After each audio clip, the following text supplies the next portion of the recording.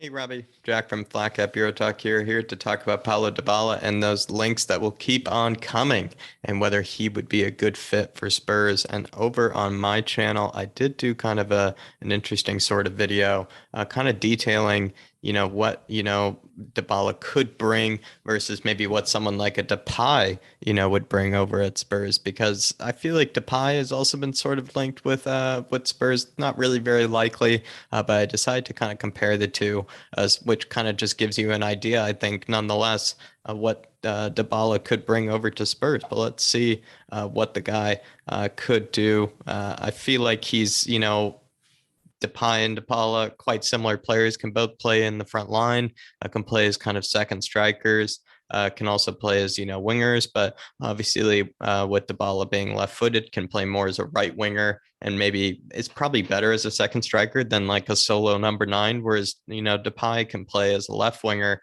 being a right-footed player, but also can play kind of as a solo number nine, I think a bit better than Dybala does. They're both around the same age. They obviously play around similar positions, similar market values, except the big difference is Dybala does go on a free this summer. But the big thing that must be said is that with Dybala going on a free, he's asking for absolutely monumental wages, where Depay, if he were to leave this summer, might not be asking for such big wages just because he's just trying to get out of Barcelona. But we do move on, everybody, to the next little slide here, and it's just comparing their stats. Let me move me here, just comparing their stats. Dybala, I think it's just from their best, or they're just from this season alone, I believe. Yeah, this is from 2021, 2022.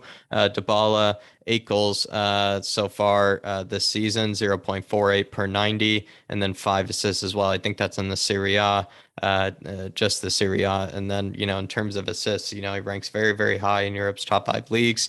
For Depay, goals, he's had 10 goals so far in La Liga with 2 assists. I do believe a fair amount of those goals might have been penalties, if I'm not mistaken. But they do kind of have similar creative stats, but Depay has more key passes per 90 and actually ranks among forwards, I believe, as some of the best in the world in terms of creative stats as a forward. But Dybala is more kind of an attacking mid slash winger, maybe not as high, but really high on shot creating actions. Dybala 4.73. Key passes not as good as Depay, but shot creating actions, which is any sort of, dribble pass, tackle, whatever that leads to some sort of shot chance that contributes to it, can be a shot creating actions. Dybala, very, very high up there.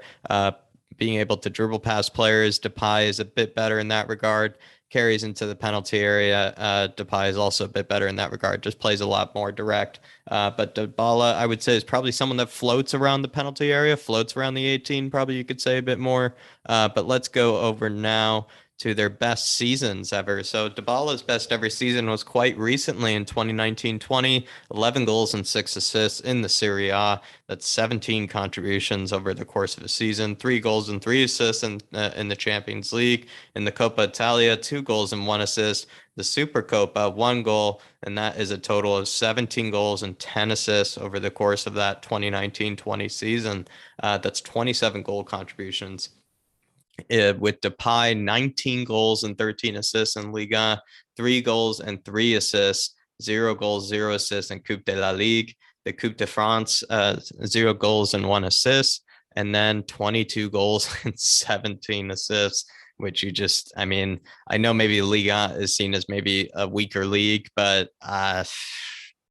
that's pure domination. And I know Lyon, though, are probably one of the better teams in it, but like they're also a bit flip floppy, and they really did depend on some of that performance from Depay. And I really do feel like Depay is one kind of a player. But looking at Dybala's best ever season, 17 goals and 10 assists, is that it's not exactly, a world-class season when you kind of even think about it. Maybe that's what puts things into context. You might say with Dybala, with what he would bring to Spurs. I know he has world-class ability, everybody, but that's kind of what maybe puts things into context for me, is like he's pretty much injury prone every season. He will grab some big injury that will, keep him out for a while.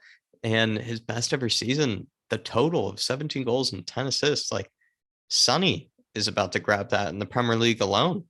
when you really look at things. Harry Kane is going to grab that in the Premier League alone.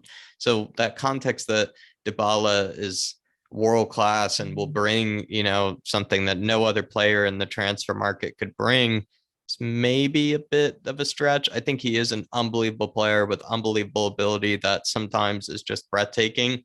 But when you do look at the core numbers and everything, the guy certainly does disappear. And the fact that again is the best season of his entire career, 17 goals and 10 assists, whereas what is it? I believe Depay's was 22 goals or something and 17 assists, which is just a massive difference in comparison.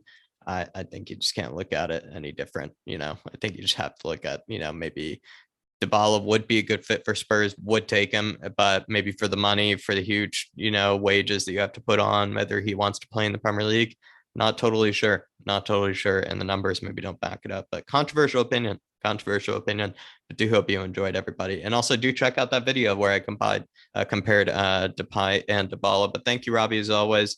And I will be catching you. Come on, you Spurs.